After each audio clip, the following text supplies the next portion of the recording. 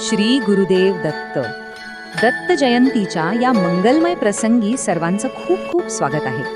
आज आपण बघणार आहोत की घरच्या घरी अगदी सहज सोप्या पद्धतीने हा उत्सव आपण कसा भक्तिभावाने साजरा करू शकतो.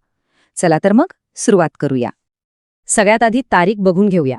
तर यावर्षी दत्त जयंती आहे गुरुवारी 4 डिसेंबर 2025 रोजी. ही तारीख आपल्या कॅलेंडरमध्ये नक्कीच नोंदवून ठेवा. तर आज आपण काय काय पाहणार आहोत. सगळ्यात आधी परिचय आणि तारीख, मग सकाळची तयारी आणि पूजा कशी करायची, त्यानंतर पवित्र अभिषेक विधी, मग अर्थातच दिव्य जन्मसोहळा, सोबतच काही महत्त्वाचे आध्यात्मिक जप आणि उत्सवाची सांगता कशी करायची, हे सगळं आपण पाहणार आहोत. चला तर मग दिवसाची सुरुवात करूया. दत्त जयंतीच्या दिवशी ना सगळ्यात महत्त्वाचं असतं ते म्हणजे एक पवित्र आणि मंगलमय वातावरण तयार करणं. तर बघूया सकाळीची तयारी नेमकी कशी करायची आणि पूजेसाठी आपलं घर कसं तयार ठेवायचं. इथे बघा, या 5 अगदी सोप्या पायऱ्या आहेत. दिवसाची सुरुवात करताना आंघोळीच्या पाण्यात थोडंसं गोमूत्र आणि हळद घालावी. मग स्वच्छ पिवळे किंवा लाल रंगाचे कपडे घालावेत. काळे कपडे शक्यतो टाळावेत. घराचा मुख्य प्रवेशद्वारावर एक सुंदर रांगोळी काढा. उंबरठ्याला हळदीचा लेप लावून त्याची एक साधी पूजा करा. आणि हो, एक तुपाचा दिवा उंबरठ्यावर आणि दुसरा तुळशीजवळ नक्की लावा. या प्रत्येक गोष्टीतून एक सकारात्मक ऊर्जा तयार होते, जी आपल्याला दिवसाच्या मुख्य विधीसाठी तयार करते. बरं, सकाळची तयारी झाली की आपण वळूया पूजेच्या एका अत्यंत महत्त्वाच्या भागाकडे, आणि तो म्हणजे अभिषेक. ज्यांच्या घरी दत्तांची मूर्ती आहे त्यांच्यासाठी हा पवित्र स्नानविधी कसा करायचा ते आता आपण समजून घेऊया. अभिषेकाची ही प्रक्रिया खूप सुंदर आहे. मूर्ती एका तांब्यात ठेवावी. मग आधी साध्या पाण्याने अभिषेक करायचा, त्यानंतर पंचामृताने, आणि मग पुन्हा एकदा साध्या पाण्याने अभिषेक करावा. मूर्ती हळूवारपणे पुसून घ्यायची आणि मग तिला व्हिना, अत्तर लावून फुलं अर्पण करायची. यातून आपण आपली भक्ती आणि आदर व्यक्त करतो. आता ज्यांच्याकडे मूर्ती नाहीये पण फोटो आहे त्यांच्यासाठी सोपं आहे. फोटो हळूवारपणे स्वच्छ करायचा आणि मग त्याला फुलं, गंध म्हणजे चंदनाचा लेप आणि अत्तर अर्पण करायचं. विधी जरी सोपा असला तरी त्यामागचा भाव तोच असतो. आणि आता आपण आलो आहोत दिवसाच्या त्या सर्वात महत्त्वाच्या क्षणाकडे, ज्याची आपण सगळेच आतुरतेने वाट बघत असतो. तो म्हणजे भगवान दत्तात्रेयांचा दिव्य जन्म सोहळा. ही वेळ खूप महत्त्वाची आहे, त्यामुळे नीट लक्षात ठेवा. दुपारी बरोबर 12:39 हीच ती वेळ आहे जेव्हा भगवान दत्तात्रेयांचा जन्म झाला होता. हा अतिशय शुभ क्षण मानला जातो आणि याच वेळी आपल्याला विशेष विधी करायचे आहेत. तर या वेळेचं नियोजन कसं करायचं ते पाहूया. साधारणपणे दुपारी 12:15च्या सुमारास गुरुचरित्राच्या 4थ्या अध्यायाचं वाचन सुरू करायचं. मग बरोबर 12:39 म्हणजे जन्माच्या क्षणी 42व्या ओवीवर थांबून जप करायचा आहे. आणि त्यानंतर मग आरती करून नैवेद्य दाखवायचा. आणि तो जप कोणता?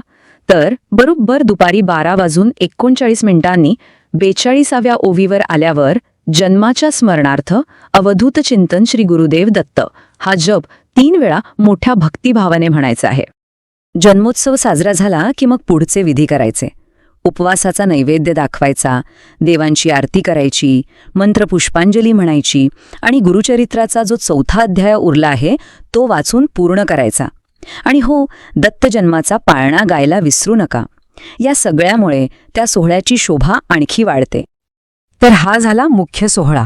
पण दिवसभरात आपली भक्ती आणि साधना अजून वाढवण्यासाठी, अजून दृढ करण्यासाठी आपण आणखी काय काय करू शकतो, चला तेही बघूया. मग प्रश्न पडतो की दिवसभरात असे कोणते ग्रंथ आहेत जे आपण वाचू शकतो, किंवा कोणते मंत्र आहेत ज्यांचा जप केल्याने आपल्याला अधिक आध्यात्मिक फायदा मिळू शकतो. तर बघा, गुरुचरित्राचा 14वा आणि 18वा अध्याय वाचणं खूप चांगलं मानलं जातं.